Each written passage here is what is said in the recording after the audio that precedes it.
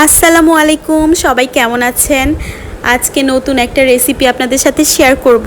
আমি আলহামদুলিল্লাহ ভালো মন্দ মিলিয়েই আছি। তো এতক্ষণে আপনারা বুঝতে পেরেছেন আমি কিসের রেসিপি শেয়ার করব। এটা হচ্ছে গোলাপ জাম মিষ্টির। অনেকে গোলাপ জাম বলে, কেউ কেউ গোলাপ জামুন বলে, হোয়াট এভার, এক একজন এক এক নামে ডাকে। তো আমি এখানে প্রথমেই মেজারমেন্ট কাপ থেকে সিলেক্ট করে নিচ্ছিলাম কোন কোন কাপগুলো আজকে নিব বা কোন কোন কাপগুলো দিয়ে আজকে আমি রেসিপিটা বানানোর সময় ইউজ করব। তো প্রথমে হচ্ছে এখানে বানাতে গুঁড়া দুধ লাগবে। তো আমি গুঁড়া দুধের প্যাকেটটা ছিঁড়ে নিলাম। ছিঁড়ে গুঁড়া দুধগুলা 1 কাপ নিয়েছি। 1 কাপ হচ্ছে আমি পুরোপুরি ইউজ করি নাই, হাফ কাপের থেকে একটু বেশি হবে। আসলে আমি মিষ্টি তেমন একটা খেতে পছন্দ করি না। তো আমার ভাই বলতেছিল যে আজকে কিছু একটা নতুন রেসিপি ট্রাই করা যাক। তো আমি বললাম চলো। তো এই জন্যই 2 ভাই বোন মিলে বসে পড়লাম মিষ্টি বানানোর কাজে।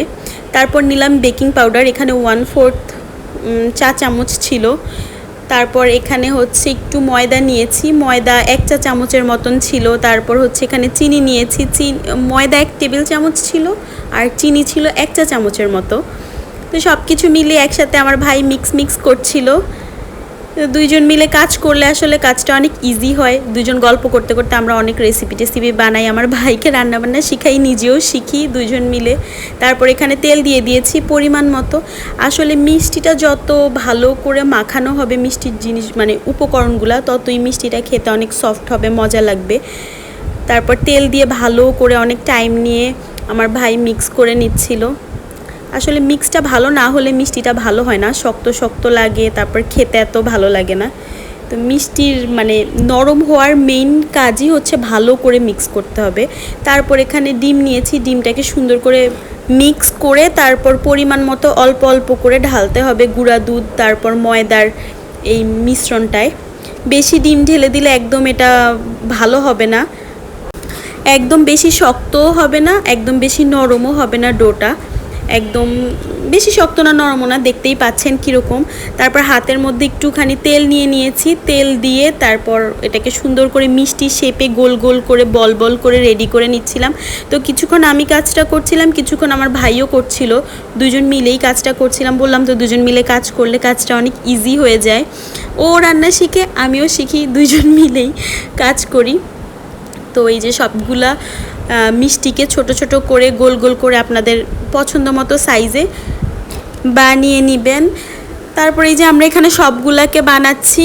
বানানোর পর হচ্ছে ডুবো তেলে ভাজতে হবে আর আগুনটা রাখতে হবে মিডিয়াম টু লো।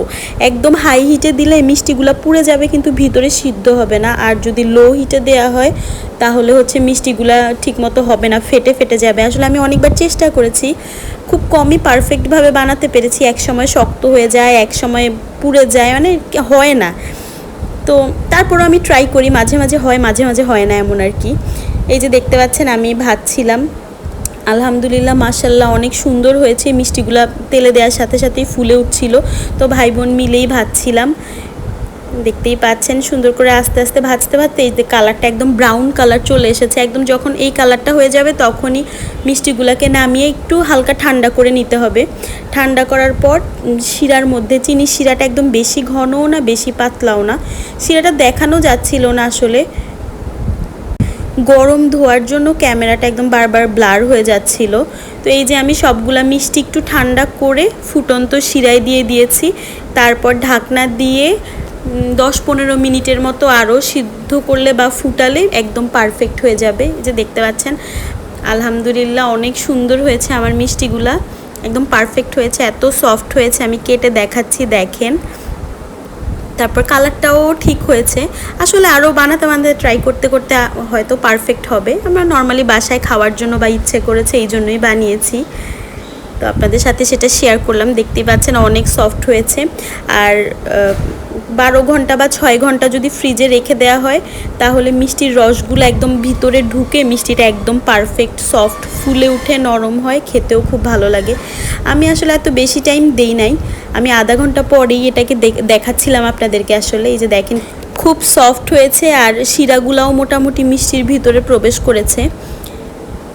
তো এই তো আজকের মতো এখানেই বিদায় নিলাম, দেখা হবে নতুন কোনো ভিডিওতে। আল্লাহ হাফেজ।